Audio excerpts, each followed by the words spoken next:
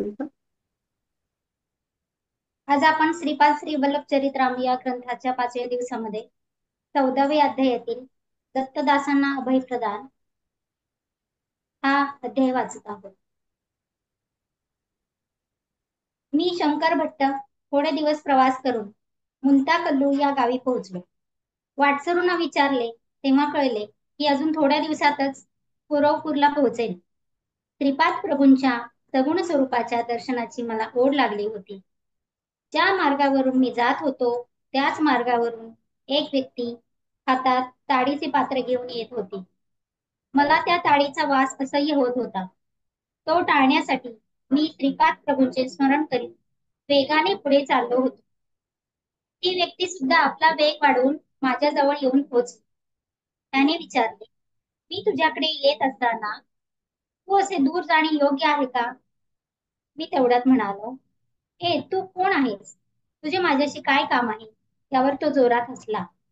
त्याच्या ताडीचा उग्र वास आला.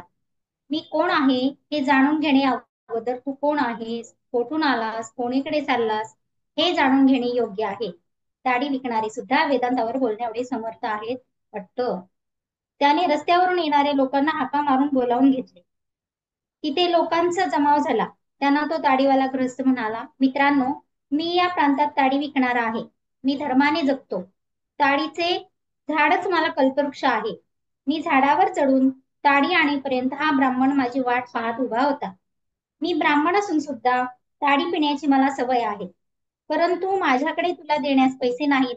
थोडी ताडी देऊन पुण्य प्राप्त कर असे तू म्हणाला. मी नाही म्हणालो. परंतु जेव्हा मी तयार झालो तेव्हा लोकांची ये जा सुरू झाली. 4 लोकांसमोर ताडी प्यायल्याचे ब्राह्मणत्वाला दोष लागेल असे वाटून तो नाही म्हणतो आहे. आता माझा वचनभंग होऊन मी महापापी होणार. खरे पाहता आमच्या कुलात ही खूप मोठी संधी आहे. अमूल्य अशी ताडी ब्राह्मणास पिण्यास देण्याचे विशेष विशेष पुण्य लाभेल या माझ्या आशेवर याने पाणी फिरले. हे पूज्य लोक हो, तुम्ही या ब्राह्मणाला धर्मोपदेश करा आणि या पापापासून माझे रक्षण करा. तिथे जमलेले सारे लोक ताडी विकणारे गौड लोकच होते. त्यांनी त्या ताडीवाल्यास दुजोरा दिला आणि त्या ताडीवाल्याने मला बळजबरीने ताडी बळजबरीने पाजली. म्हणजे शंकर भट्टांना असा प्रसंग आलेला आहे. त्यानंतर सगळे लोक निघून गेले. मी अत्यंत दुःखी झालो. उत्तम ब्राह्मण कुलात जन्मून नीच अशी ताडी पेलो. माझे ब्राह्मणत्व नष्ट झाले. परम पवित्र अशा श्रीपादांचे मुखकमल आता कसे पाहू? जळलं माझं कर्म, नशीब माझे. माझ्या कपाळी विधिलेखच असा होता, तेव्हा वेगळे कसे होणार? असे ते बोलू लागले. माझे पाय लडखडू लागले. तोंडाला असह्य वास येत होता. माझ्या नशिबाला दोष देत श्रीपादांचे नाव घेत चालू लागलो.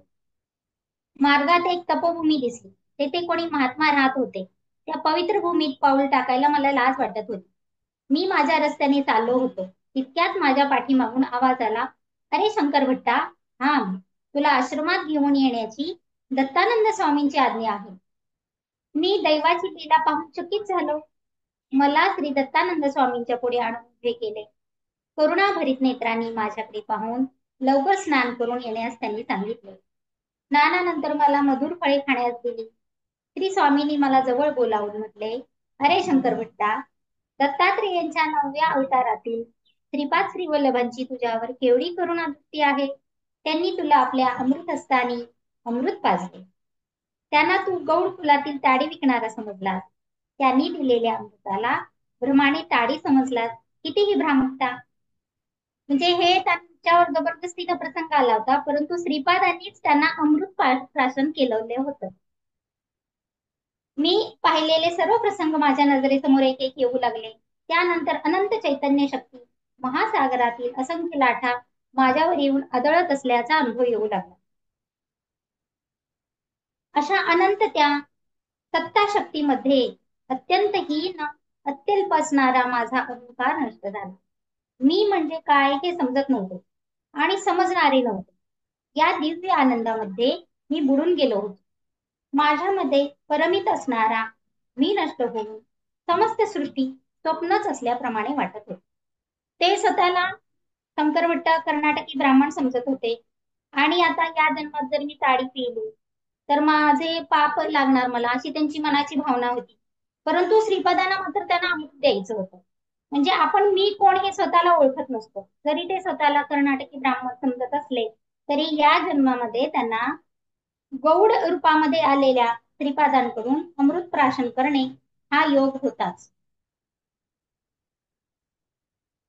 तेवढ्याच स्वामींनी माझ्यावर मंगल जलप्रोक्षण केले.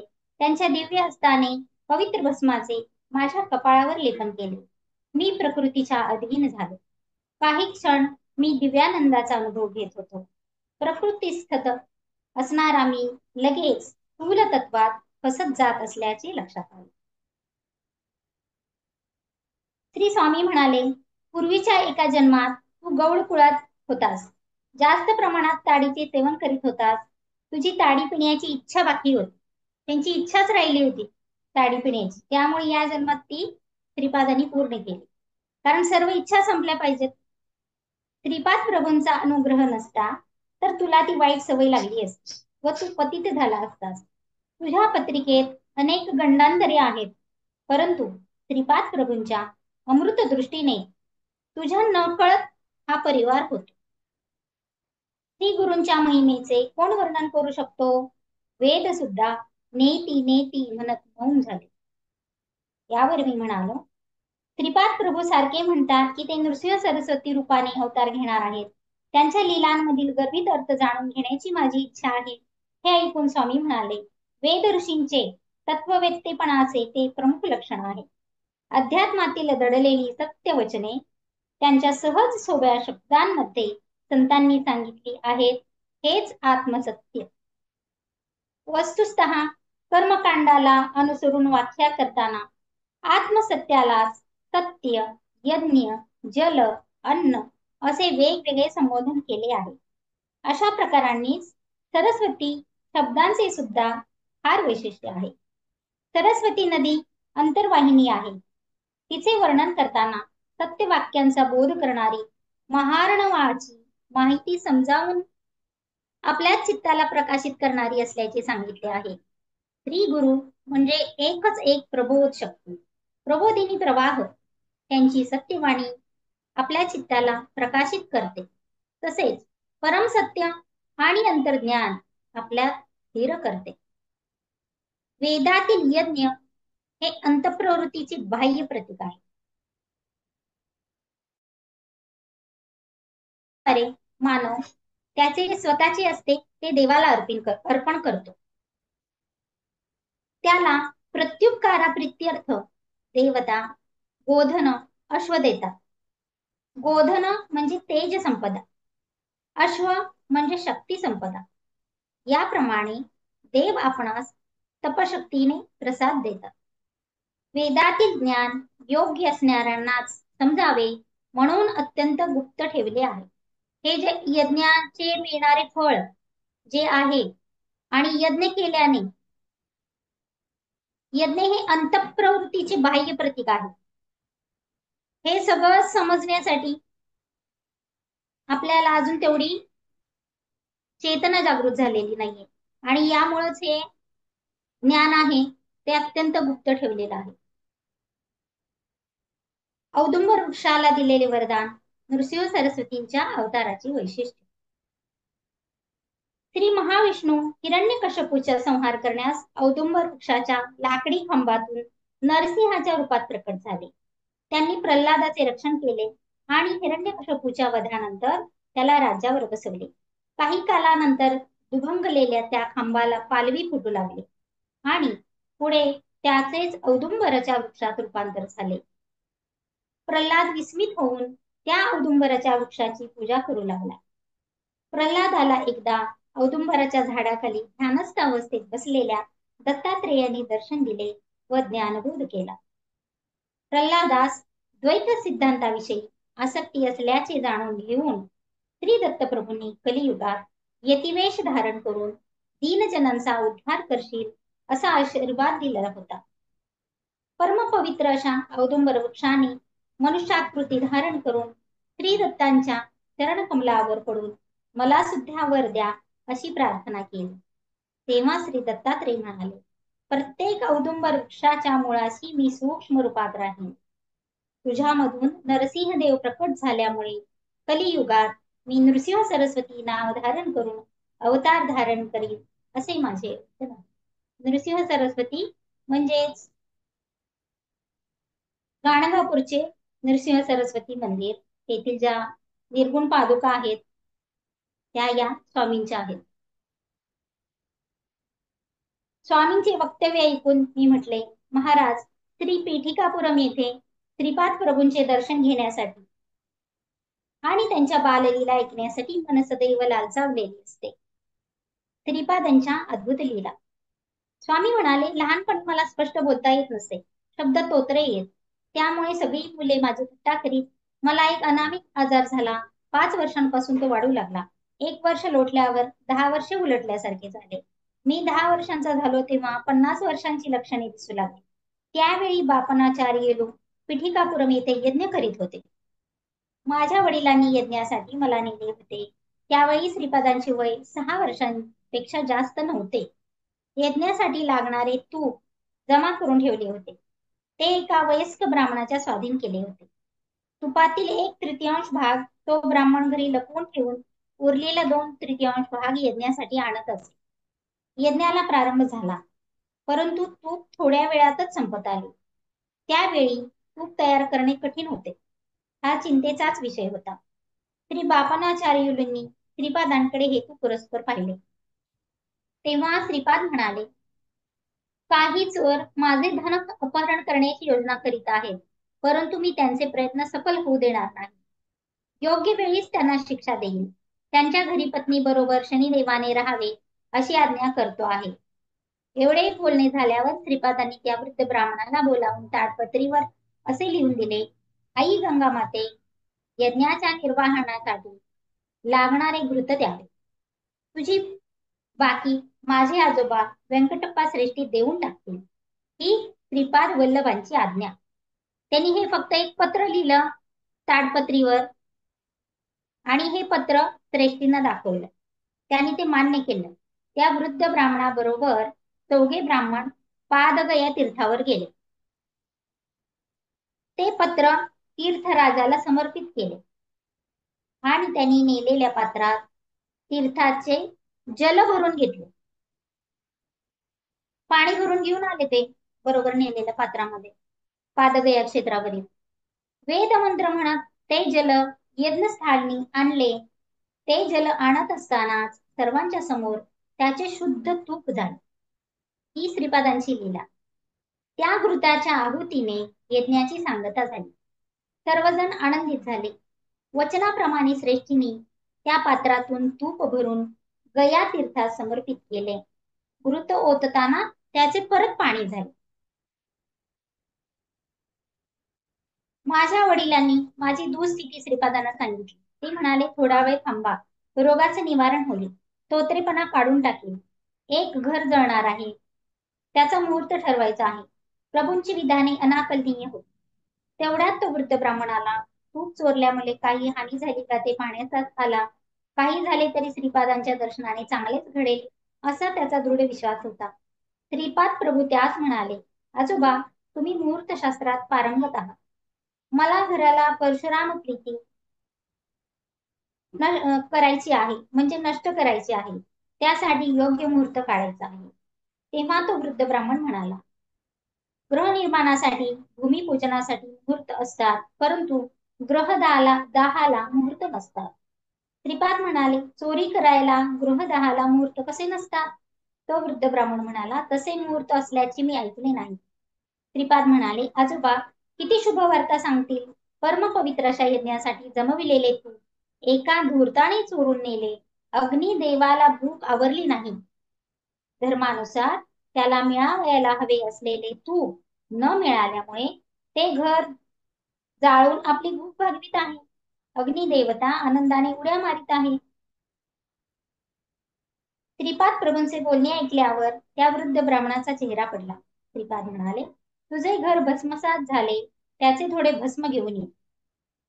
श्रीपाद प्रभू अनुग्रह करून वरदान देतात, तसेच संतापाने नष्ट करतात हे ब्राह्मणास माहीत होते.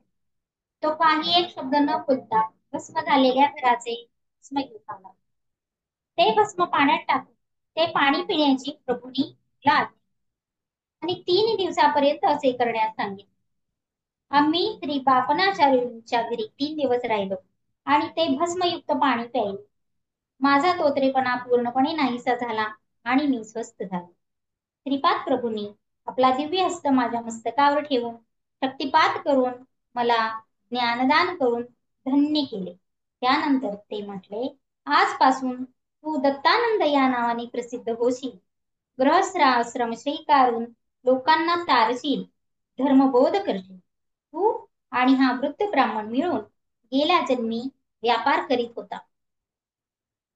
व्यापारीत वैषम्य आल्याने एकमेकांचा नाश करण्याचा दोघे प्रयत्न करीत होते. एके दिवशी या वृद्ध ब्राह्मणाला घरी बोलावून प्रेमाने खीर खाऊ घातली. त्या खीरीत विष कालवलेले त्या ब्राह्मणास माहीत नसल्याने त्याने ती खीर पूर्ण खाल्ली आणि काही वेळात तो मरण पावला. तुला माहीत नसताना त्या वृद्ध ब्राह्मणाने तुझे घर काही लोकांकरवी जाळले आणि ते जळून भस्म झाले. तुझी पत्नी त्या आगीत जळून गेली.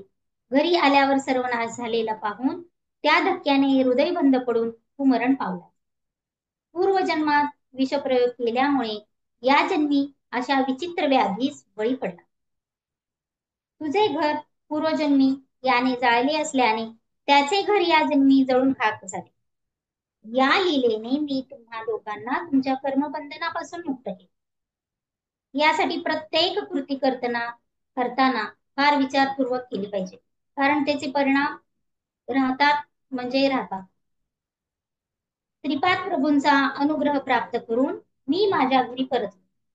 त्यांच्या कृपेने वेदशास्त्र संपन्न पंडित झालो. त्या वृद्ध ब्राह्मणास नरसिंह वर्माने नवीन घर बांधून दिले. श्रीपादांच्या कृपाप्रसादाने दोघांचा कर्मबंधनाचा विच्छेद होऊन दोघांचे भले झाले.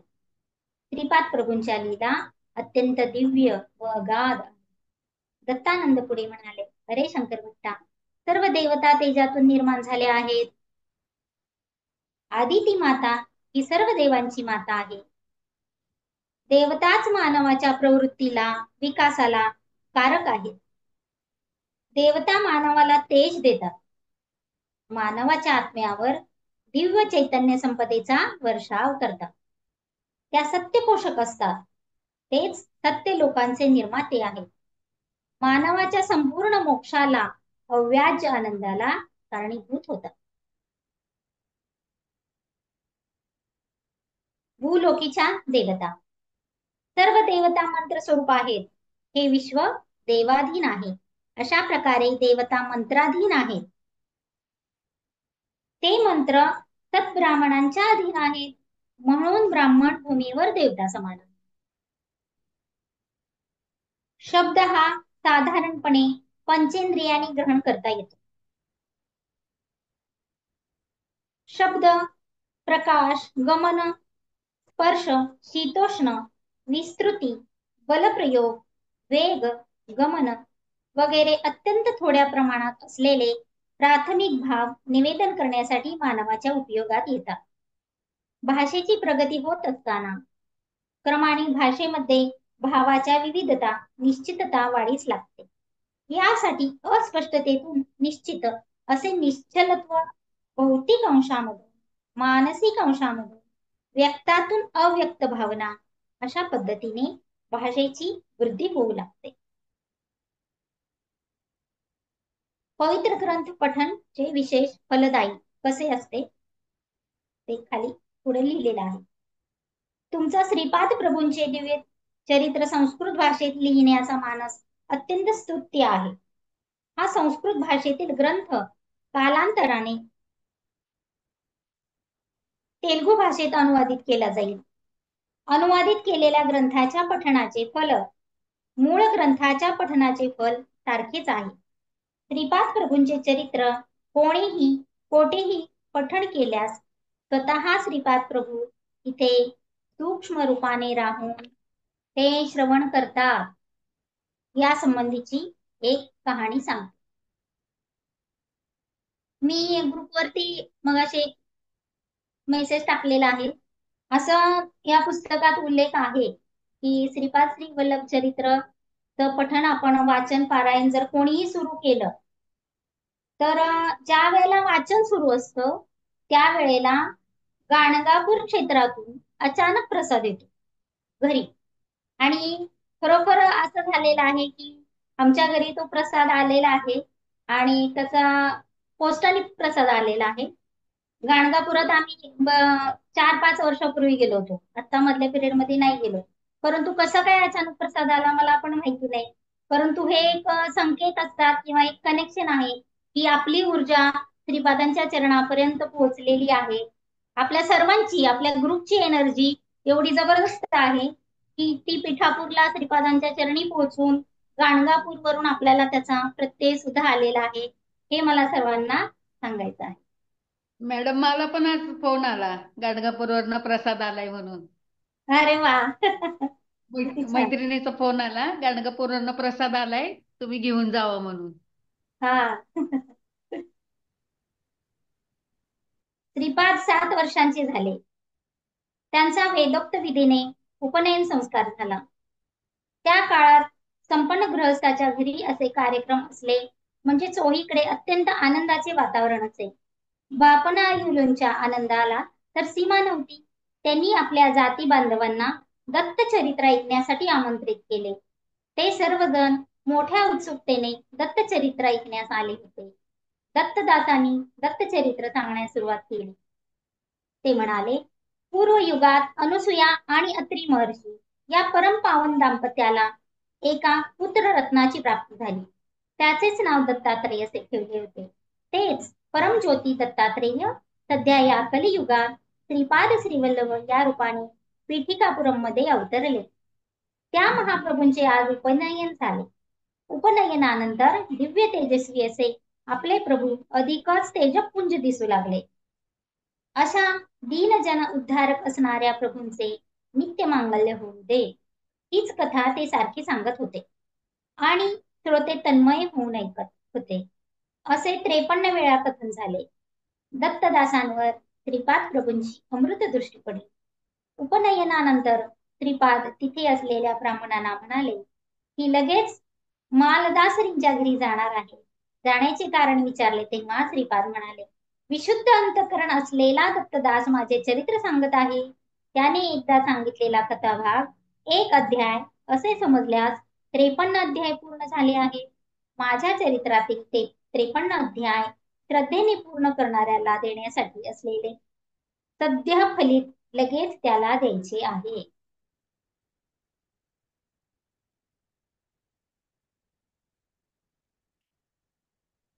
पुढचं प्रकरण घेऊया आपण. अध्याय 15. बंगारप्पा सुंदर रामशर्मांचा वृत्तांत. मी शंकर भट्ट श्री दत्तानंदांकडून परवानगी घेऊन प्रवासाला सुरुवात केली. रस्त्याने जाताना मला तहान लागली आणि मी जवळच्या एका विहिरीजवळ गेलो. पाणी काढण्यासाठी तिथे एक पोहरा सुद्धा होता. मी पाणी किती आहे ते पहावे या उद्देशाने आत डोकावले तेव्हा मला एक विचित्र दृश्य दिसले. विहिरीच्या आतल्या बाजूला असलेल्या झाडाच्या फांदीला धरून एक व्यक्ती वर खाली कोलांटी उड्या घेत होती.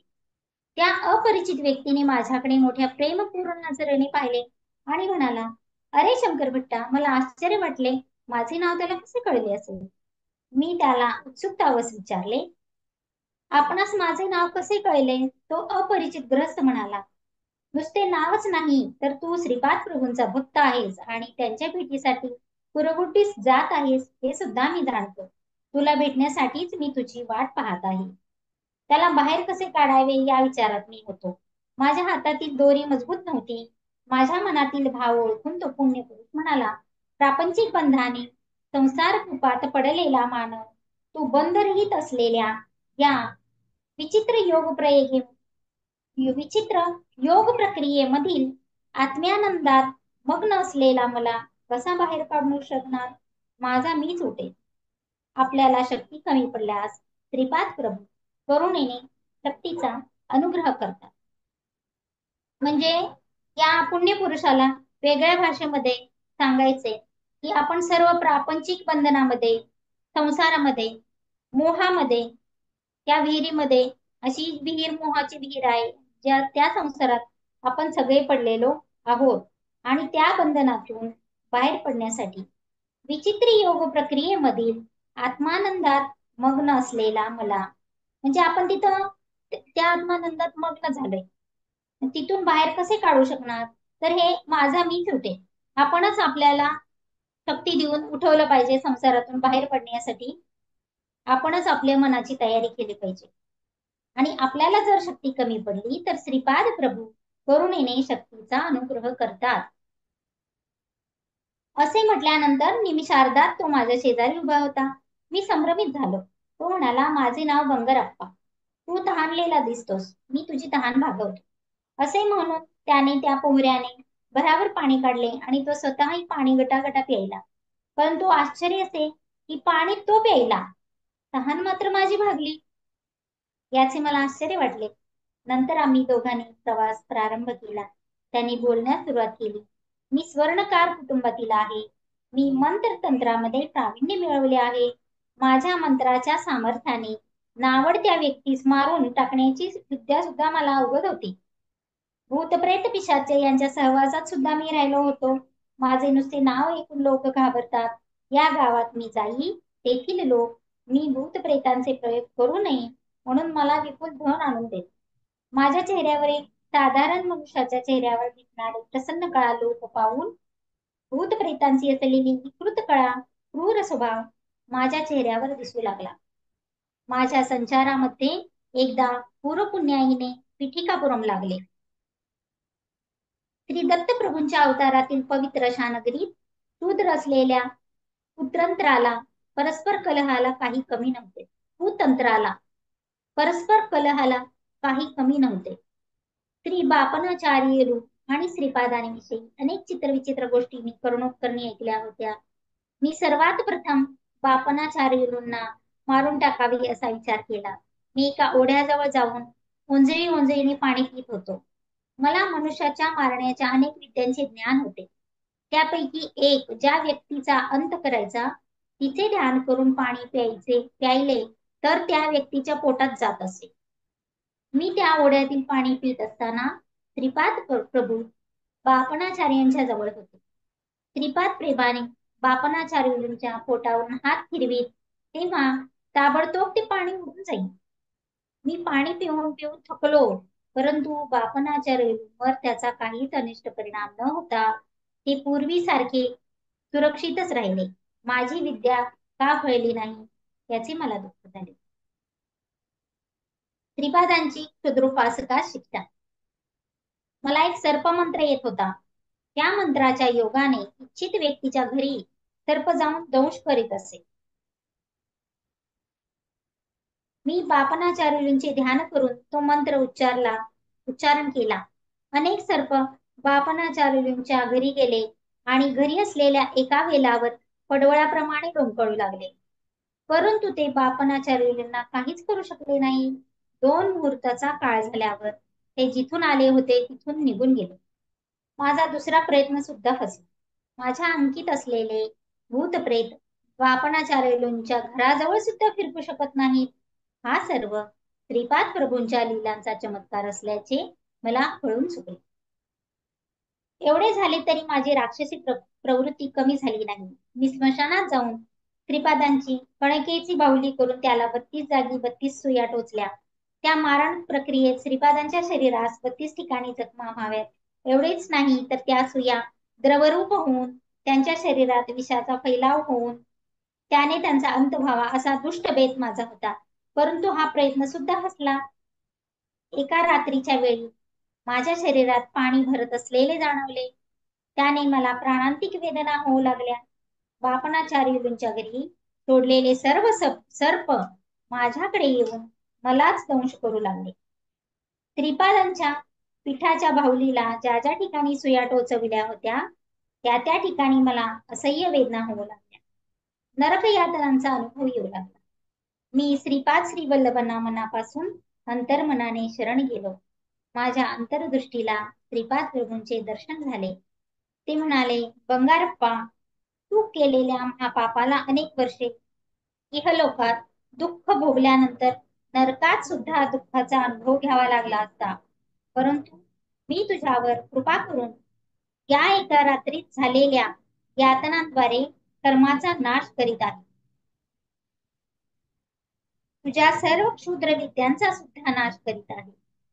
तरी पण कोणी तहानेने व्यापून झालेला मानव तुझ्या अंतर्दृष्टीस दिसल्यास तू स्वतः पाणी पिऊन त्याची तहान भागवू शकशील. कोलांटी खात झुलणे ही एक योग प्रक्रिया आहे. त्याचा अभ्यास करून तू आनंदाची प्राप्ती करून घ्यायची. आजपासून सात्विक प्रवृत्तीचा स्वीकार करून जगशील. माझ्या माता पित्यांच्या घरी किंवा तरी बापनाच्या रेणूच्या घरात पाय ठेवण्यास सुद्धा बहुजन्माचे पुण्य असावे लागते. तुला या जन्मात तरी तसे भाग्य नाही. जीवन देणारा परमेश्वर आहे, म्हणून प्राण काढून घेण्याचा अधिकार सुद्धा त्याचाच आहे. माता पिता जन्मदाते असल्याने परमपूज्य असतात. त्यांचा वृद्धापकाळात अनादर करणाऱ्यांकडे माझा कृपा कटाक्ष नसतो. तू आपल्या शूद्र विद्येने कितीतरी निष्पाप लोकांना अकाली मृत्यू दिलास. त्या पापाचे फळ तुला शंकर भट्ट नावाच्या कन्नड ब्राह्मणाची भेट होईपर्यंत राहील. नंतर निःशेष होईल. तो शंकर भट्ट माझे चरित्र लिहील असे श्रीपाद प्रभू मला म्हणाले होते. ही घटना घडली तेव्हा श्रीपाद 7-8 वर्षांचे होते. त्या दिवसापासून मी तुझी वाट पाहत आहे. आज माझा चांगला दिवस आहे, ते बंगरप्पा म्हणाले. ही घटना गोंधळात टाकणारी होती. नंतर मी असमंजसपणे म्हणालो, तुम्ही पाणी प्यायले तर दुसऱ्याची तहान कशी भागते? यातील मर्म काय? त्यावर बंगरप्पा म्हणाले, एका योग प्रक्रियेने मी इतर जीवांच्या प्राणमय शक्तीमध्ये अनुसंधान साधतो. त्याद्वारे हे तादात्म्य भावनेने साध्य होते. रामायण काली किष्किंधा नगरीचा वानर राजा वाली यास एका योग प्रक्रियेद्वारे त्याच्या समोर युद्धास आलेल्या योद्ध्याच्या शक्तीच्या दुप्पट शक्ती प्राप्त होत असते. या कारणानेच श्रीरामांनी झाडाच्या मागे लपून त्याचा वध केलेला होता. तर त्या बंगरप्पा यांना एक अशी शक्ती प्राप्त झाली होती की एका योग प्रक्रियेने ते इतर जीवांच्या प्राणमय शक्तीमध्ये अनुसंधान करायचे आणि त्याद्वारे ते तादात्म्य भावनेने त्याला साध्य होत होते. अशी त्यांनी ती योग प्रक्रिया शिकले होते आणि त्यामुळे त्यांना असे शक्य होत होते की तहानलेल्या व्यक्तीच्या पोटामध्ये जरी बंगरप्पाने पाणी पिले तरी तृष्णार्त जी व्यक्ती होती तिच्या पोटात ते पाणी जात होते. रामायण कालामध्ये राजा वाली ज्या वेळेला युद्ध चालू होतं त्यावेळेला समोर आलेल्या योद्ध्याच्या दुप्पट शक्ती याच योग प्रक्रियेने त्यांना मिळत होती. विश्वामित्र महर्षींनी राम लक्ष्मणांना बला अतिबला नावाच्या 2 अत्यंत पवित्र मंत्रांचा उपदेश केला होता. या मंत्रातील स्पंदनांच्या प्रभावाने प्राणशक्तीची सिद्धी करता येते. मानवाच्या शरीराच्या शुद्धीक्रमाच्या 12 अवस्था आहेत. श्रीरामाचा देह 12व्या अवस्थेत होता. श्रीपादांचा देह सुद्धा 12व्या अवस्थेत असल्याने त्यांच्यातील अनंत शक्ती, अनंत ज्ञान, अनंत व्यापकत्व सहज सिद्ध असे आहे. ही जी मुख्य 12 चक्र आपल्याला सांगितलेली आहेत त्याचा इथं काहीतरी संबंध दिसतोय.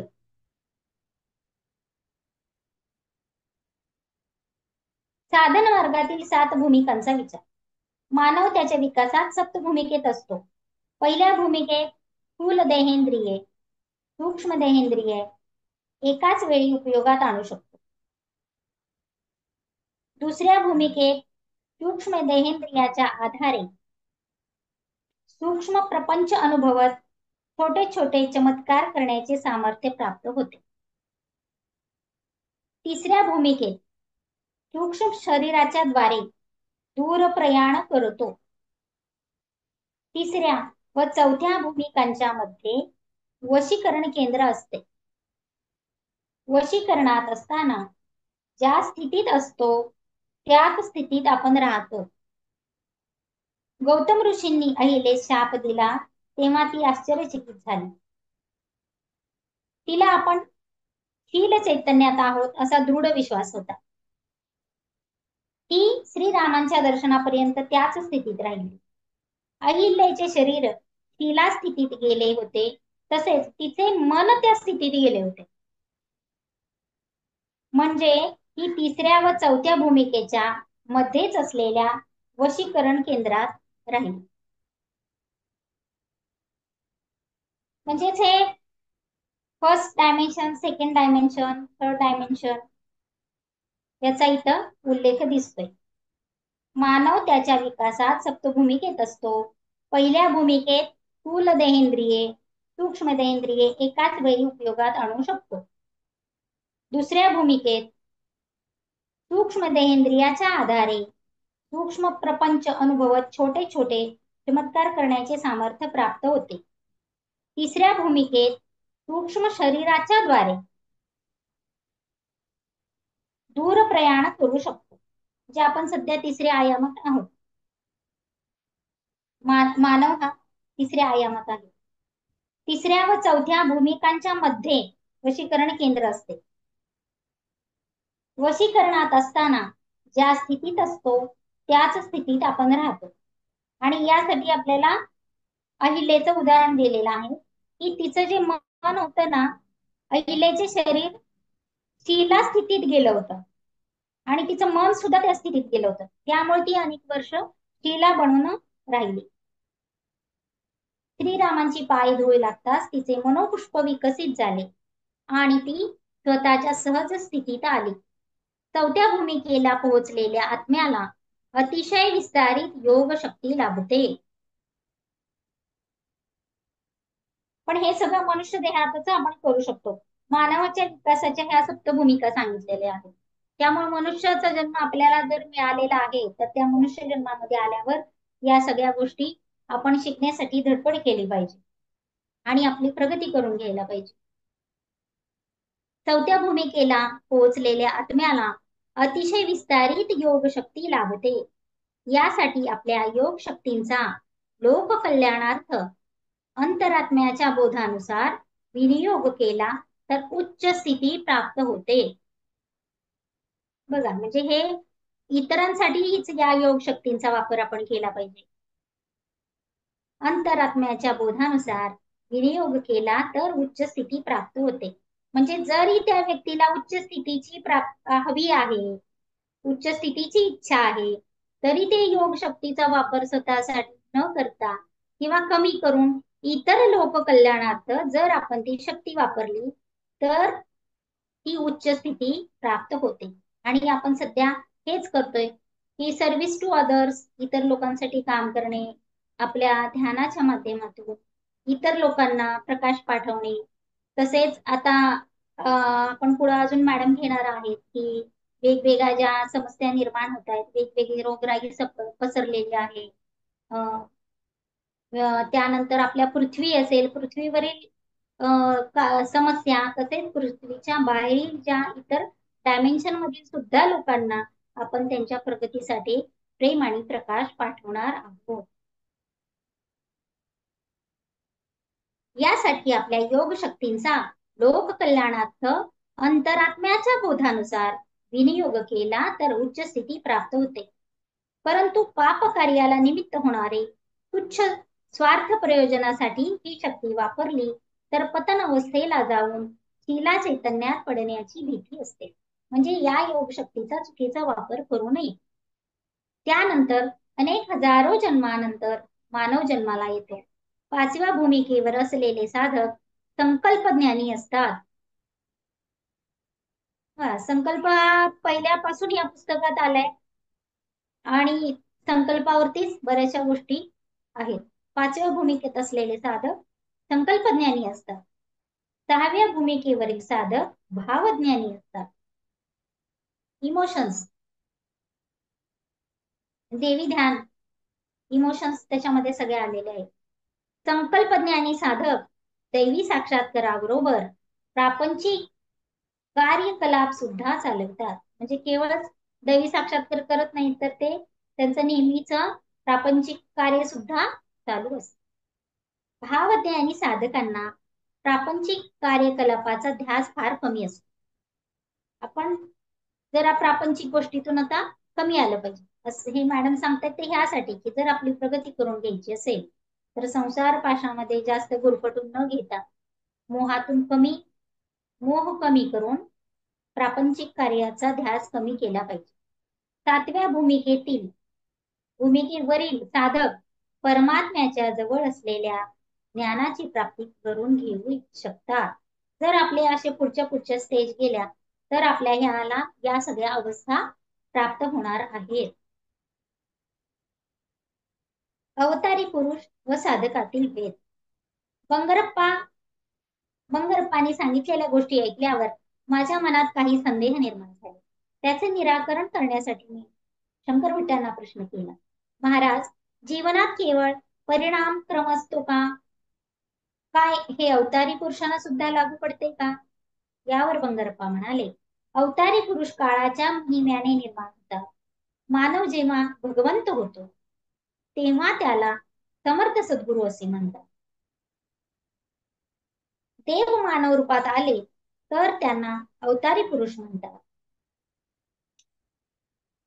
मत्स्य पाण्यात वेगाने पोहू शकतो. कूर्म पाण्यात व जमिनीवर दोन्ही ठिकाणी राहू शकतो. वराह म्हणजे खड्गमृग, भूमीवर सहजपणे चालू शकणारा प्राणी. सिंह या जनावरात सर्वात श्रेष्ठ प्राणी. नरसिंह अवतारात भगवान विष्णूंनी सिंहाचे मुख आणि मनुष्याचे शरीर असे रूप धारण केले होते. याचना प्रवृत्ती असणारा तमोगुण प्रधान असलेला वामन, रजोगुण युक्त असलेला परशुराम अवतार, सत्वगुण प्रधान असलेला तो राम अवतार, त्रिगुणांच्या अतीत असलेला निर्गुणत्व प्रधान असलेला श्रीकृष्ण अवतार, कर्म प्रधान असलेला तो बुद्ध अवतार, समस्त सृष्टीतील एकत्वातील अनेकत्व आणि अनेकत्वातील एकत्व स्वतःमध्ये सामावून घेणारा अत्यंत अद्भुत, अत्यंत विलक्षण युगावतार म्हणजे श्री श्रीपाद श्री वल्लभ अवतार. हे विष्णूचे दशावतार सांगितलेले आहेत इथं. वत्स्य कत्स्य वराह, नृसिंह, परशुराम अवतार, राम अवतार, कृष्ण अवतार, बुद्ध अवतार आणि त्यानंतर जो येत आहे तो हा कलियुगातील श्रीपाद श्री वल्लभ अवतार. श्रीपाद प्रभूंशी ऋणानुबंध नसलेले योग संप्रदाय, मते, धर्म नाहीतच. श्रीपादांची स्थिती बुद्धिमानांना सुद्धा समजण्यासारखी नाही. त्यांच्यासारखे तेच आहे. सर्व सिद्धांताचा, सर्व संप्रदायाचा त्यांच्यातच समन्वय आहे. या सृष्टीचा आदी बिंदू व अंतिम बिंदू सुद्धा तेच आहे. स्पंदनशील असलेल्या जगत व्यापाराचे निरीक्षण करणारे, संकल्प करणारे, क्षय करणारे तेच आहे. हे गूढ असे देवाचे रहस्य आहे.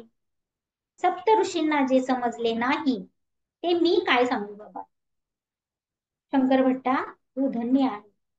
त्यांचे अव्याज्य कारुण्य लाभणे तो धन्य हो. अन्य जीव व्यर्थ. सत्कर्म व दुष्कर्माचे फलविवरण. मी शंकर भट्टांना विचारले, महाराज, मला एक शंका आली आहे. समस्त कर्माचा बोध करून देणारा तोच असल्यावर लोकांमध्ये थोड्यांना चांगले, थोड्यांना वाईट असे जन्माला का घालतो, असा प्रश्न विचारले. त्यावर बंगरप्पा मोठ्याने हसले व म्हणाले, तू चांगला प्रश्न विचारलास. सर्व सृष्टी द्वंद्वातच निर्माण झाली आहे. मृत्यूचे भय नसेल तर जन्मदात्री आई सुद्धा मुलावर प्रेम करणार नाही. वेदांमध्ये पुरुष हा शब्द आत्मा या अर्थाने वापरला असला तरी आत्मा म्हणजे पुरुष नव्हे. पुरुष हा शब्द देहास सूचित करतो आणि आत्मा हा देह नाही. तो देहाहून निराळा असून अजन्मा, अव्यक्त, अचिंतक आणि विकाररहित आहे. मानवात व प्राणी मात्रात एकच आत्मा वास करतो. मनुष्य आणि देव यांच्यात मात्र भेद आहे. या भेदामुळे मनुष्य देवत्व प्राप्त करण्यासाठी प्रयत्नशील असतो. या प्रयत्नांमुळेच मानवाचा विकास होतो. देवामध्ये केवळ चांगल्या सृजनात्मक शक्ती असतात असे नाही, तर काही विघटनकारक विनाशकारक शक्ती सुद्धा असतात. त्या शक्तींचा आवश्यकतेनुसार उपयोग करून सृष्टीचे चलनवलन सुव्यवस्थित चालवण्याचे कर्म देव करीत. तर इथं आत्मा याचा व्यवस्थित अर्थ दिलेला आहे.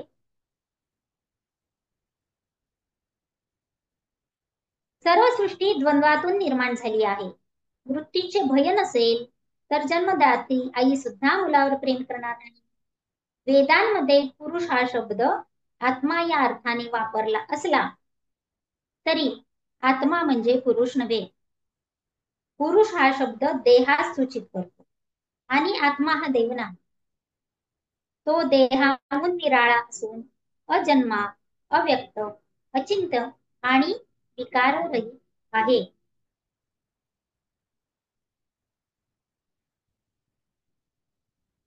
मनुष्याच्या जन्मात सुख आणि दुःख ही कर्मानुसार येत असतात. दुःख येत असल्याने मानवास सुखाचे महत्व कळते व तो सुख मिळवण्याचीच आकांक्षा करतो. सृष्टीमध्ये असे दिसून येते की अनेक दुष्ट, कुकर्मी, नास्तिक, जनतेला छळणारे लोक अत्यंत सुखाचे जीवन जगतात आणि सत्यवचनी, प्रामाणिक, सदाचारी, सच्छील व्यक्तींना अनेक दुर्धर संकटांना तोंड द्यावे लागते.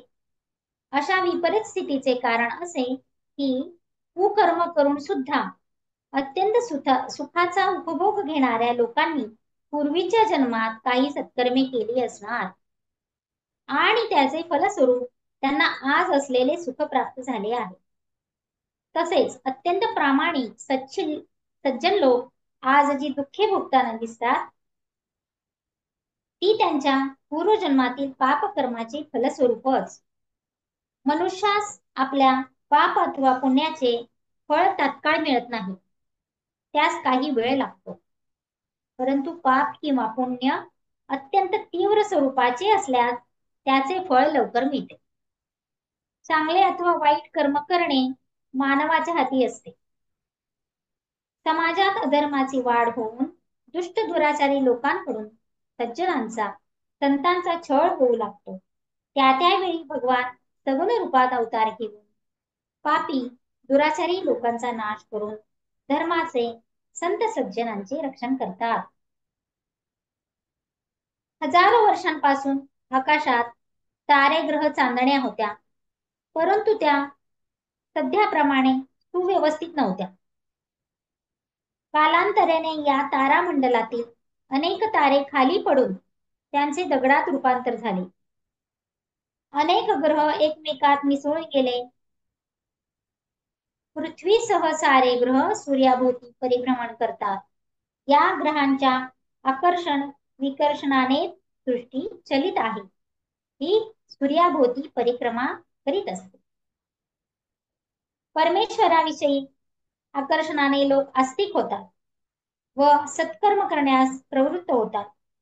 ज्या लोकांमध्ये परमेश्वराविषयीचे आकर्षण नसते ते नास्तिक होऊन दुष्कर्मे करण्यास प्रवृत्त होतात. या दोन्ही प्रकारच्या कर्मांना ते स्वतःच आधार असतात.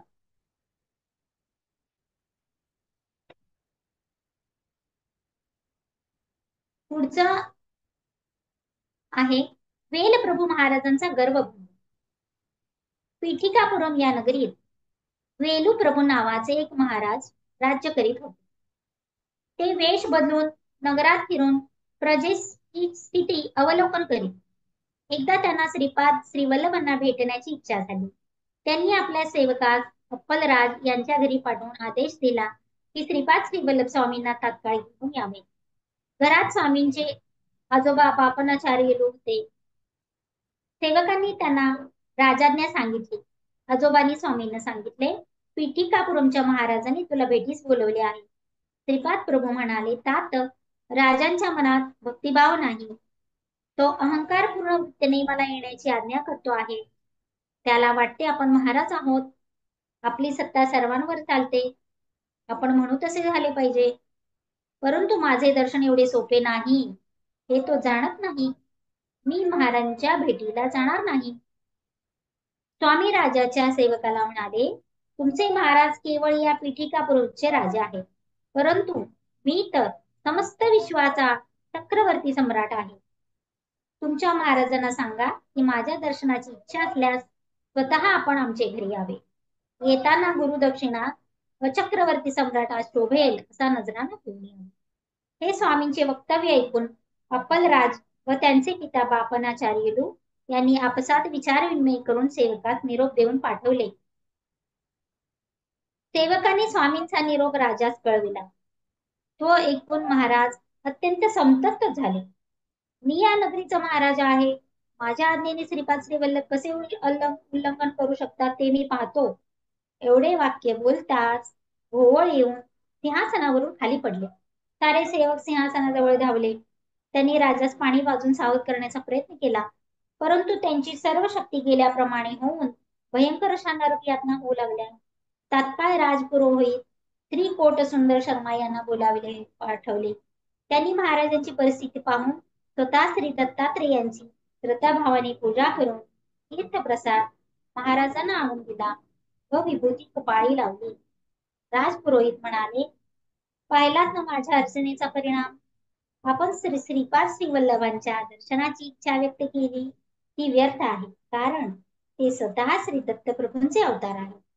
त्यांच्या पूजेने लहान सहान सिद्धी प्राप्त होतात. बापनाचार्युलूंना सुद्धा त्यांच्यामुळेच मंत्र सिद्धी प्राप्त झाली आहे. श्री व्यंकटशास्त्री हा धूर्त वैश्य स्वामींना अनेक सिद्धी प्राप्त आहेत असा प्रचार करीत असतो. महाराज, आपण बलवान असला तरी श्री स्वामींना बांधून आणणे योग्य नाही व ते आपल्या फायद्याचे नाही. महाराज राजपुरोहिताला म्हणाले, श्रीपाद श्रीवल्लभांनी काही दुष्टशक्तींचा उपयोग करून आम्हास त्रस्त केले आहे. यावर आपण काही उपाय सुचवा. राजपुरोहित म्हणाले, महाराज, आपण विद्वान ब्राह्मणांकडून श्री दत्त पुराणाचे पारायण करून घ्यावे.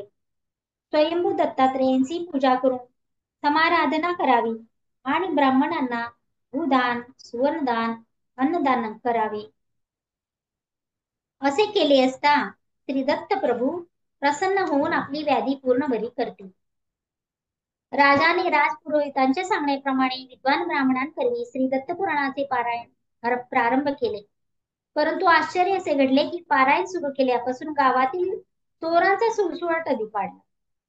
त्याच्यावर आळा घालणे राजास कठीण झाले. महाराजांना त्याच रात्री स्वप्नात आपले पितर दिसले. ते अगदी क्षीण, अशक्त आणि दीनवाणी दिसत होते. ते म्हणाले, अरे वेलू, तू आम्हा श्राद्ध भोजन देत नाही, आमची या प्रेत योनीतील सुटका करण्यास काही करीत नाहीस. महाराज म्हणाले, तात, मी शास्त्रानुसार श्राद्ध कर्म करतो ना. पितर म्हणाले, परंतु ते आम्हाला काही मिळत नाही. ब्राह्मण मात्र खाऊन पुष्ट होत आहे. राजाने व ब्राह्मणाने दोघांनी श्रद्धायुक्त अंतकरणाने मंत्रोच्चारासहित श्राद्ध कर्म केल्यास आम्हास त्याची प्राप्ती होईल. पितरांच्या वक्तव्याने राजास रात्री निद्रा सुद्धा आली नाही. याच वेळी त्याची उपवर सुंदर अशी कन्या भूत बाधेने पीडित होऊन केस मोकळे सोडून निकट हास्य करीत घरातील सर्व वस्तू रागाने बाहेर फेकू लागली. ती जेवणास बसली की अन्नात किडे दिसत व ते अन्न ती फेकून देई. तिच्या अंगावरील कपड्याला एकदम आग लागेल. अशा प्रकारे महाराजांना सर्व बाजूनी संकटाने घेरले. त्यांची स्थिती अत्यंत दयनीय झाली. राजास सहाय्य करणाऱ्या राजपुरोहितांची स्थिती सुद्धा अत्यंत शोचनीय झाली. त्यांची सौम्य सोज्वळ स्वभावाची पत्नी एकाएकी अत्यंत क्रोधित स्वभावाची होऊन पतीच्या शिरावरच भांडे आपटू लागली. त्याच्या मुलाने प्रत्यक्ष राजपुरोहितालाच दोरखंडाने घरातील एका खांबास बांधून ठेवले. त्याला जेव्हा भूक लागली तेव्हा त्याच्या समोर एक गवताचा भारा ठेवून तो न खाल्ल्यास पोळविण्यास सुरुवात केली. पारायणासाठी निवडलेले ब्राह्मण पारायण संपवून जेवण करून घरी येताच त्यांच्या घरी धुमाकूळ घालणारी भूतप्रेती दिसत होती. ती पाहून बिचारे ब्राह्मण अगदी घाबरून जात. ती भूते ब्राह्मणांना म्हणत, तुमच्या महाराजांनी असंख्य पापे केली. आम्हास आमच्या पतीपासून दूर करून अतोनात छळ केला. तुम्ही राजाने वाम मार्गाने मिळवलेले धन दान रूपात घेतले. त्यामुळे आम्ही तुम्हाला त्रास देत आहोत. ह्या सगळ्याचं कारण इथं सापडलं, या सगळ्या प्रकारांचं, की राजाने वामवर्गाने दिलेले धन दान रूपात ब्राह्मणांनी घेतले आणि त्यामुळे त्या सगळ्या ब्राह्मण लोकांना असा एवढा सगळा त्रास भोगावा लागत होता. जे दान सुद्धा कोणाकडून घेतले पाहिजे, त्याला किती महत्व आहे बघा. ही सर्व परिस्थिती पाहून ब्राह्मण, राजपुरोहित आणि स्वतः महाराज अगदी घाबरून गेले.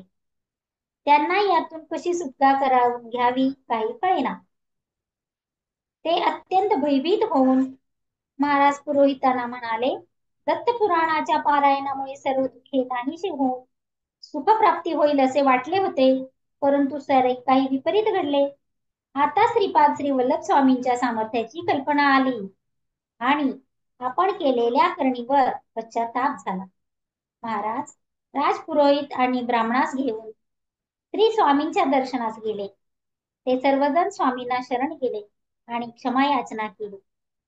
क्षमाशील दयाघन अशा श्रीपाद राजांनी मोठ्या उदार अंतकरणाने त्यांचे अपराध क्षमा केले. ते म्हणाले, या सृष्टीमध्ये प्रत्येक जण हा सेवकच असतो.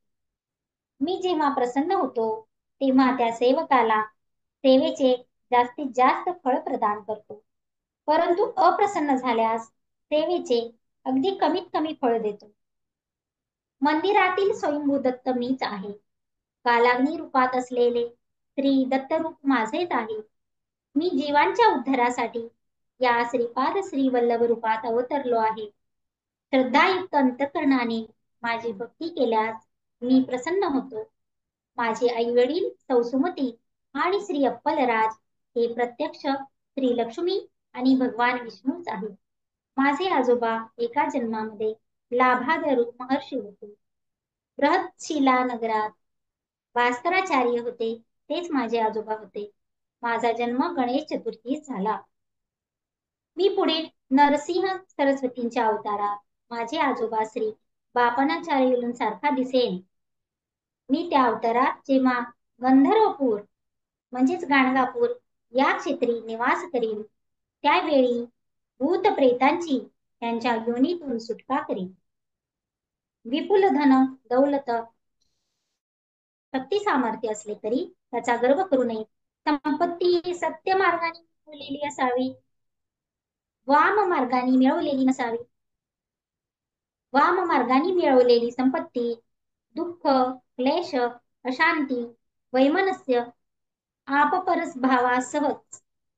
आपपरभावासच कारणीभूत होते. प्रत्येकाच्या पाप पुण्याचा हिशोब माझ्याकडे चित्रगुप्ताकडे असतो. तुमचे पाप नष्ट होण्यासाठी मला शरण येऊन अंतर्भावाने श्रीपाद श्री वल्लभा दत्तात्रेया दिगंबरा अशी हाक मारल्यास मी तुमच्या सर्व पापांचे दहन करून तुम्हास पुण्यात्मा करीन. हे महाराजा, तू सत्य असलेले असत्य सांगितले आणि असत्य असलेले सत्य प्रतिपादन केले, त्यामुळे तुला इतक्या संकटांना तोंड द्यावे लागले. श्रीपाद श्री वल्लभांचा योग्य सन्मान न करता त्यांची निंदा केल्याने श्री दत्तपुराण या ग्रंथाचे पारायण करून सुद्धा त्याचे फळ न मिळता नुसती संकटेच झेलावी लागली. श्री दत्त प्रभू स्वतः श्री श्रीपाद वल्लभ आहेत, हे त्रिवार सत्य आहे.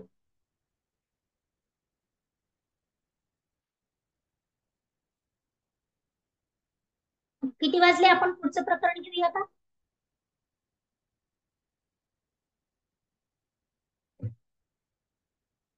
कोणी सांगेल का? आपण घ्यायचं का पुढं?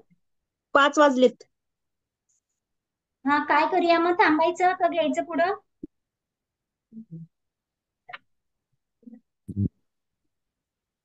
नवीन सुरू करायचं असेल तर राहू द्या, मग उद्या करा, आज बस.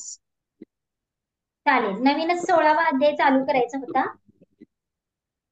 तर तो मी तेच उद्यापासून मॅडम 5 म्हटलं, वाजून गेले, मी 5:15 तुमचं झाले काय मॅडम. म्हणणं आहे बघू म्हटलं. काय म्हणताय सुचेता मॅडम तुम्ही? वाजून गेले, मग दुसरीकडे जायचंय तर मग राहील आमचं, म्हणून म्हंटल. कधी? उद्या? नाही नाही, आज आत्ता त्या मॅडम म्हणतायत ना की चालू नाही ठेवू नाही, का थांबवा मॅडम, म्हणून. थांबवा. ऍक्च्युली खूप सलग हो होत हो आहे. हो हो मला असं बंद वाटतं केलं. मी थोडे ब्रेक घेतले पाहिजेत मध्ये, फार सलग होत आहे. कारण काय आहे, महत्वाचं खूप आहे बघा, हे सगळ्यांनी लक्षात घ्या. इतकं महत्वाचं आहे ना. आता उदाहरणार्थ त्यांनी दुःख सुख सांगितलेत, की आपण खूप नैतिकतेने वागत असतो, छान वागत असतो, पण तरी आयुष्यात दुःख येतं. मग आजूबाजूला बघितलं आपल्याला, काही वेळेला असं होतं की बाबा हे लोक इतकं चोऱ्या करतात किंवा कसेही वागतात, दुष्ट विचारांचे, ह्यांचं सगळं भलं होत चाललंय. तर त्याचं कारण दिले आता यांनी, मॅडमनी वाचलं, की हे सगळं पूर्वजन्मावर असतं. तर हे पण आपण समजून घेतलं पाहिजे, की पूर्वजन्मी चांगलं केलंय सत्कर्म, म्हणून आज त्यांना नशिबाने कसंही वागलं तरी मिळतंय. आणि आता हे असे वागले तर पुढच्या जन्मी त्यांना घ्यावंच लागणार आहे त्याचं फळ, हे एक कळतं. दुसरं मी तुम्हाला म्हटलं तर कृतयुगाचं असणार, ते कृतयुग शब्द होता, की कुठल्या युगात कुठल्या साधना केल्याने आपल्याला फळ मिळणार. साधना म्हणजे काय केल्याने आपल्याला विकास होणार. तर त्याच्यात त्यांनी असं म्हटलं होतं की कृतयुगात संकल्प आणि सिद्धी. त्रेतायुगात मला हम्म. असं वाटतं कर्मकांड होतं. द्वापार युगात अग्नी होतं, ते बघा वाक्य. आणि हा कलियुगात तांत्रिक असं होतं. तर हा आपण काय करतोय ते बघायचं. म्हणजे मी नेहमी म्हणते ना, खरं हा याच्यात खूप प्रूफ्स आहेत. तर म्हणजे श्रीपाद श्रीवल्लभ चरित्रामृत खूप प्रूफ्स आहेत, पण आपण ती वाक्य मनात ठसवली पाहिजे. कारण काय झालं, आज मी एकीचं सारांश लेखन बघितलं मेल आलेला. तर सारांश लेखन लिहायला सांगितले. म्हणजे काय लिहायचंय तुम्हाला, डोक्यात जी वाक्य घोळवायची आहेत ती वाक्य लिहायची आहेत तुम्ही. एखाद्या कार्यक्रमाचं सारांश लेखन किंवा आपण टिपण काढतो तसं नाही करायचंय. त्या मॅडमनी तसं केलंय सगळं, म्हणजे हे झालं ते झालं, हे कव्हर केलं ते कव्हर केलं, अशा अर्थाने त्याचा काहीही उपयोग होणार नाहीये. आपण एखादं रेकॉर्डिंग ऐकलं, ठीक आहे, त्यावेळेला कार्यक्रमात तुम्ही काय लिहून घेता. माझ्याकडे बघा, मी आता दत्तचरित्रामृत मॅडमना कॅच करून पुढे गेले. मी भरा नुसते हे वाक्य शोधले, स्टोरी सगळ्या सोडून दिल्या, महत्वाची वाक्य शोधलीत आणि पेनली अंडरलाईन केलं. आता मला सांगितलं तर मी भरभर ते वाक्य, म्हणजे मी वाचले पण नाही, पण पहिल्यांदा हे करायचं महत्वाचं काय. तर त्याच्यावरून एक वाक्य जरी आपण मनात ठसवलं ना, तर खूप आयुष्य बदलतं. आपल्याला बदलायला खूप सोपं जातं. म्हणून ती सारांश वाक्य लिहात म्हटलंय. तर ह्याच्यात ते वाक्य आहे, ते तुम्ही मनात ठसवा. कारण बऱ्याच जणांच्या लोकात ठसत नाही अजून, मी किती काही सांगितलं तरी समजत नाही. निदान बाबा श्रीपाद श्रीवल्लभ चरित्रामृत घेतलं, मॅडम आपल्यासाठी एवढी सेवा करतायत, वेळ देतायत, आपल्याला काही न करता ऐकायला मिळतंय सहज सुलभतेने. आपण काय लाभ घेतो, कारण नुसतं हा हा हा हा छान आहे छान आहे छान आहे. आज मला फोटो टाका, तुम्ही काय लिहिले बघू. मला कोणी काय लिहिले लगेच 1-5 मिनिटात फोटो टाका. एका तास मॅडम घेतायत सलग, त्याच्या आधी त्यांनी वाचलं, खुणा केल्या. तेवढा तरी वेळ आपण 5 मिनिटं तरी देतो का एका तासाच्या सेशनला. तर त्याच्यात ते वाक्य आहे कृतयुग. मग मला कालपासून ते डोक्यात घुळत होतं कृतयुग. मी तुम्हालाही विचारलं अर्थ बघा. मी आत्ता सेशन चालू असताना अर्थ बघितला, तर कृतयुग म्हणजे सत्ययुगच आलेलं आहे. माझा बरोबर अंदाज खरा ठरला. आणि आपण आता सत्ययुगात आहोत, आपण संधी कालात आहोत. तर क, क, कलयुग कलियुगामध्ये काय दिली आहे त्यांनी, कशाने आपला विकास होणार. तांत्रिक साधना. मग तंत्र करतोय का साधना. आपण? हा, काय? टेक्निक्स करतोय आणि टेक्निक्सच करतोय आपण सगळे. नाही नाही, त्याला कुठली तांत्रिक साधना म्हणतात मॅडम. टेक्निक. आता हा ध्यानाची टेक्निक लिहा म्हटलंय प्रश्न, तर त्या मॅडमनी ध्यानाची नावच लिहिली आहेत. अरे तुम्हाला ध्यानाचे टेक्निक म्हणजे ध्यानाची नावं नाही लिहायची आहेत. समजा 3 बोट चिटकवतोय, हे टेक्निक. ओंकार सोडला दुःखदायक भागावर, ते टेक्निक. प्रकाश सोडला, ते टेक्निक. भूतकाळ बदलला, कसा बदलला, त्याच्यात पण टेक्निक घेतले, ते लिहायचंय. ध्यानाची नावं नाही विचारले. तर हे मग तंत्र म्हणजे आपण हे त्रिपुर सुंदरी वगैरे बघितलं ना, त्या तांत्रिक साधना. दश हा महाविद्या बघितल्या ना, त्या साधना. म्हणून आता दश महाविद्यांना सुद्धा भरपूर स्कोप येत चाललेला आहे. म्हणजे आता कलियुगाचा एंड होताना ही लोक जागी होतात. आणि आपण बघा, कर्मकांडात अडकलोय. पूजा त्यांनी किती सांगितलं. ते कुठल्या युगातलं चाललंय, आपलं त्रेतायुगातलं चाललंय. ह त्याच्यामध्ये कृतयुगात त्यांनी संकल्प आणि सिद्धी मिळणारे हे वाक्य आपल्याला किती सांगून जातंय. की आपण संकल्प पेरतोय पेरतोय पेरतोय, बरोबर करतोय ना, त्यांनीच आपल्याला मिळणार आहे. ना पूजेने मिळणार आहे, ना कर्मकांडाने मिळणार आहे, ना यज्ञाने मिळणार आहे. आपल्याला संकल्पानेच विकास मिळणार आहे, असं त्या वाक्याचा अर्थ होतो. तसंच आता मॅडमनी वाचलं. काय म्हटले मॅडम त्यांनी? मनुष्याचे 7 विकास काय असतात? 7 काय? सांगा कोणी पण मला. एक प्रश्न विचारला तर, साधन मार्गातील 7 भूमिकेचा विचार.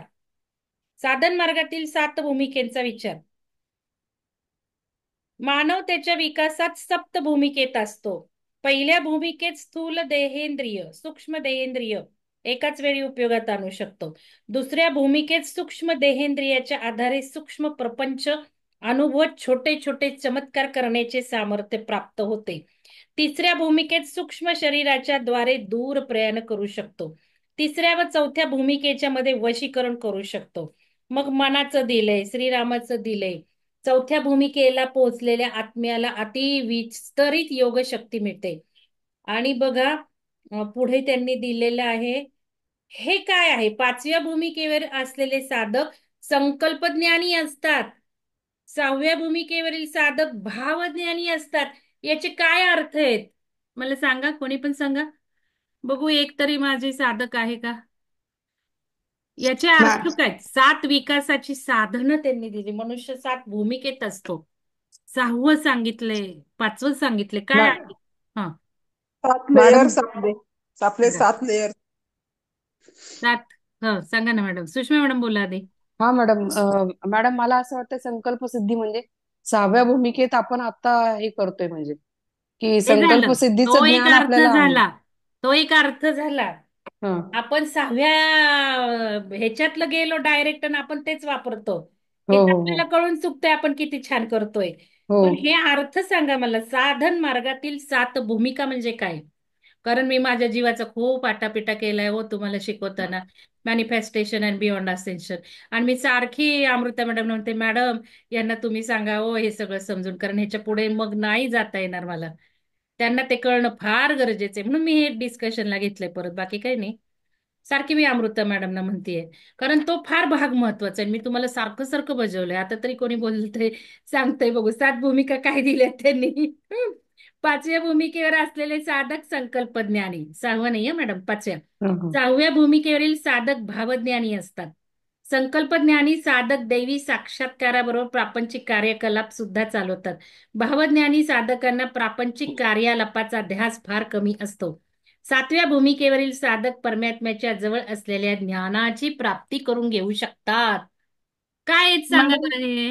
मला अन्नमय असं कोश. वाटतं रुपाली मॅडम मॅडम सांगू शकतील, शकल्या तर, किंवा नूतन मॅडम. बस. 7 आपले लेयर्स असतात ना, अन्नमय कोश, मनमय येस, कोश. येस, व्हेरी ते गुड. लेअर. चला रुपाली मॅडमना टाळ्या वाजवा सगळ्यांनी. सगळ्यांनी टाळ्या वाजवा अनम्यूट करून. कारण काय आहे माहिती का, म्हणजे हे वाईट वाटून घेऊ नका सगळ्यांनी, पण हे खूप न गर्भित अर्थ आहेत याच्यात.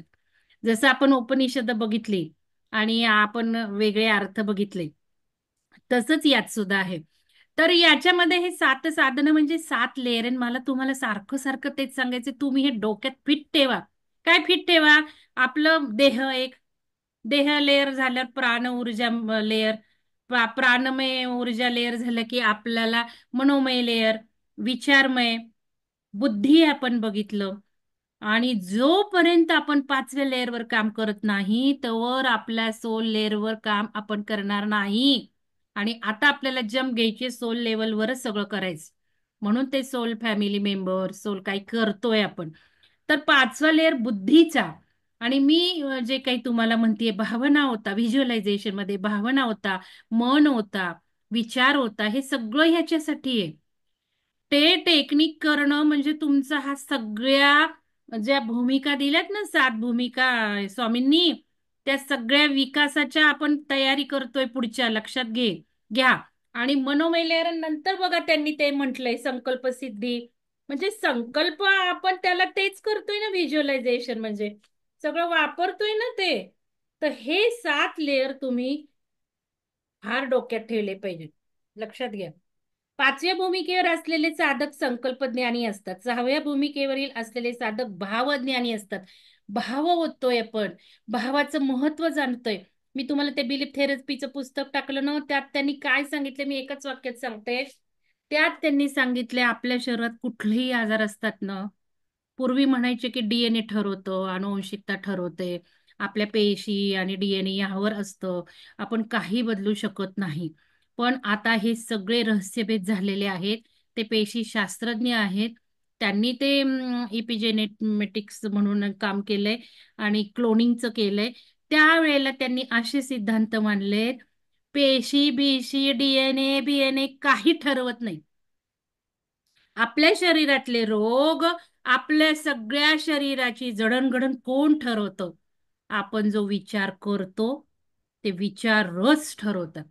म्हणजे विचार करण्याची आपला जो पॅटर्न आहे ना, पॅटर्न, टेंडन्सी, ॲटिट्यूड, आपण जे म्हणतो की पॅटर्न बदलायचे, आपले हे भावना बदलायच्या, बिलीफ थेरपी बदलायची आहे, विश्वास थेरपी बदलायची आहे. तर या शास्त्रज्ञांनी तेच मांडलेलं आहे की आपण एखाद्या गोष्टीला ज्या पद्धतीने विचार करतो त्याच पद्धतीने या पेशी पेशी पेशी शरीरातल्या तसाच विचार करतात आणि सगळं आरोग्य पेशींचं त्या विचार पद्धतीवर अवलंबून आहे. म्हणून तुमचे विचार बदला. पेशी विचार करण्याचे पेशींभोवतीचं वातावरण नक्कीच बदलणार आहे आणि काही वाटेल ते तुमचे रोग तुम्ही नष्ट करू शकता. मॅडम मी बोलू का 1 मिनिट? थांबा की माझं पूर्ण होऊ देत ना. तर हे आहे आणि आपण हे सगळं वापरतोय. आता भाव जो त्यांनी म्हटलाय टप्पा, आपण भावना होता, बिलीफ थेरपी होता, भाव बदलायचे, तर आपल्याला किती सक्सेस येत चाललेत. बरं, आज दुसऱ्यांसाठी प्रयत्न करू लागल्यावर हल्लं मॅडमनी लगेच हेच संकल्प सोडला, मी करणार. करायला लागल्याबरोबर मॅडमला किती फायदा आला. आज बघा प्रसाद आला, म्हटलं टाका ग्रुपवर. तर हे गोष्ट का होतं? दुसऱ्यांसाठी करलं म्हटलं की तुम्हाला ऊर्जा येणारच येणार तुमच्या आयुष्यात बदलायला. हे पण आपण शिकतोय. आणि हे जे म्हटले म्हणजे मला खूप आनंद वाटला मॅडमनी हे वाचताना. मला कळलं नाही म्हणून मी ते बघितलं पान उघडून आणि म्हटलं अरे हे सगळं आपण घेतले. माझी जी इच्छा आहे ना, तुम्ही हे 7 लेअर फिट्ट डोक्यात टाकावेत. 7 लेअर, 7 कॉन्शियसनेस प्लेन, परत चेतनेचे 7 आयाम, 7 डायमेन्शन, हे सगळं एक आहे. आणि हे ज्या वेळेला तुम्ही लक्षात घालाल ना, तुम्ही कुठल्याही आयामात जाणार हो. त्याच्यासाठी आपल्याला सगळे आता टेक्निक करायचे. आपण जे सांसारिक आणि ह्या गोष्टीसाठी करतोय ना, तर आपल्याला उडायचे, आपल्याला लाईट क्वोशंट वाढवायचे शरीरातले, आपल्याला पृथ्वी बदलायची आहे, पृथ्वीसाठी आपल्याला यासाठी हे सगळे टेक्निक करण्यासाठी हे 7 लेअर, 7 दत्तांनी काय सांगितलं ते ऐका, रेकॉर्डिंग आज मी केले पूर्ण, ते काढा नोट्स, त्या भाषेत समजून घ्या. 7 लेअरच्या भाषेत समजून घ्या. आता मी अमृता मॅडम म्हणते, मॅडम तुम्ही जरा तुमच्या ह्यानी सांगा थोडंसं. कॉन्शियसनेस प्लेन हे आपलं चला मुक्त होऊयात आहे त्या व्हिडिओमध्ये, तर ते जरा बघा. कारण हे जेव्हा तुम्ही डोक्यात घालाल ना, आपलातून लाईफ तुमची बदलणार आहे, आपलातून. तर हे सगळं मला सांगायचं होतं. बोला सुषमा मॅडम आता. हा मॅडम, मला तुम्ही आता म्हणता ना की आजार हा पेशींवर ठरत नाही, हा. डीएनए वर ठरत नाही, फक्त विचारावर. हे इतकं सत्य म्हणजे मी स्वतः अनुभवलंय मॅडम ते. आणि अनुभव कधी खोटा नसतो. आणि हो. ज्यावेळेस मी आजारी पडले त्यावेळेस मी मागे जाऊन सगळा विचार करत होते की हे कसं झालं, हे का झालं, हे का झालं, मी काय विचार करत होते, का मी अशा आजारी पडले, म्हणजे आणि मला कुठल्या प्रकारे आजार झाला, हे सगळं मी पूर्णपणे विचार केला मॅडम. आणि ते इतकं खरं आहे की विचारांवरच म्हणजे आपण आजारी पडतो आणि त्याप्रमाणेच आपल्याला आजार होतात. हे तर आहेच. म्हणजे आपण हे पेशी हा सगळं बघितलं ना. आपण असाही बघितलं कुठला विचार आपल्याला शरीरातल्या कुठल्या भागात साठून राहतो, त्रास देतो. आपण पहिला आयुष्य बदलायच्या याच्यात माझ्या स्लाइड्स आहेत त्या बघा तुम्ही. खांद्यात केव्हा दुखतं त्यावेळेला काय असतं, गुडघ्यात दुखतं तिसऱ्या त्यावेळेला. बदलाच्या ह्याच्यात आज सांगितलेलं मी आहे. एका मॅडमशी पण बोलले, त्या मॅडमला तेच समजावलं, मॅडम तुम्ही जोपर्यंत काही करत नाही ना काम, तोवर तुमचे हे आजार संपणार नाहीत. हो. तर हा आणि हे मॅडम मला हे तेच, डिटेल आपण बघितलंच आहे. हा हा बोला. नाही त्याच्या पुढे काय म्हणजे मी त्याच्या पुढे काय म्हणलं की हे जर विचारांवर एवढं होऊ शकतं हे आपल्याला कळलंय आता, तर विचारांवरच मी पूर्णपणे त्यातून बाहेर पडू शकते, हे सुद्धा अहो तेवढंच खरं मॅडम, आहे. हे जे पेशींचं आहे ना, त्या पेशींना जर आपण ह्या विचारांच्याच वातावरण ते तयार करतात, आपले विचार. आणि आपण ज्या परसेप्शननी बघतो एखाद्या इव्हेंटकडे, म्हणजे आता आपण सुधारलो, आपण वाईट वाईट नाही म्हणत, आपल्याला चांगलं चांगलं चांगलं म्हणतोय, आपण दुसऱ्यांना धन्यवाद देतोय, जो आपल्याला छळतोय त्याला आपण प्रकाश देतोय, त्याला आपण प्रेम देतोय. ह्यानी काय होतं माहिती का, या पेशी सुद्धा एकमेकींना तेच करणार आहे, हे लक्षात हो घ्या. हो मॅडम. आपण जे soul group member, soul family म्हणून करतोय ना, आपण पेशींना तेच शिकवतोय, तेच आपण संस्कार देतोय. जसं आपली लहान मुलं आपलं बघून वागत असतात, तशा या पेशी वागतात. आता पेशी काय करणार आहे, तुम्ही सोल फॅमिलीला देताय, तुम्ही दुसऱ्यांना लाईट देताय, तुम्ही दुसऱ्यांना प्रेम देताय, तुम्हाला जो मारतोय, तुम्हाला जो वाईट वागवतोय, जो तुम्हाला इस्टेट देत नाही, जो तुमच्याशी भांडतोय, जो तुमच्याशी केस करतोय, त्याला आपण धन्यवाद देतोय ना, त्याला धन्यवाद देते. हो धन्यवाद हो देतोय हो आपण बदललोय. हो यामुळे पेशी बदलणारच आहेत. इतकं तो डीप परिणाम होणार आहे. त्यामुळे काय होणार आहे, कुठलेही ऑर्गन जनरेट होणार आहेत, लक्षात घ्या. अमृता मॅडम मग घेत होत्या त्यावेळेला मी तुम्हाला हेच सांगितलं, पालीनी शेपटी तोडली की पाल लगेच शेपटी तयार करते. आणि हो आता आपण हे अवयव तयार करू शकणार आहेत. मी आपल्या सुद्धा विहंगमच्या केस तुम्हाला सांगितल्या, लिव्हर सुद्धा प्लांट सेल्स जनरेट झालेले आहेत.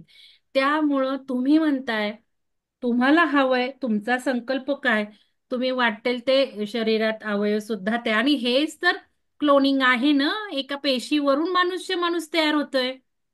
तुम्हाला माहिती किती आजूबाजूला क्लोन्स आहेत तुमच्या, मी त्या गोष्टी तुम्हाला सांगतच नाही. रेकॉर्ड बंद करते आणि सांगते, थांबा जरा.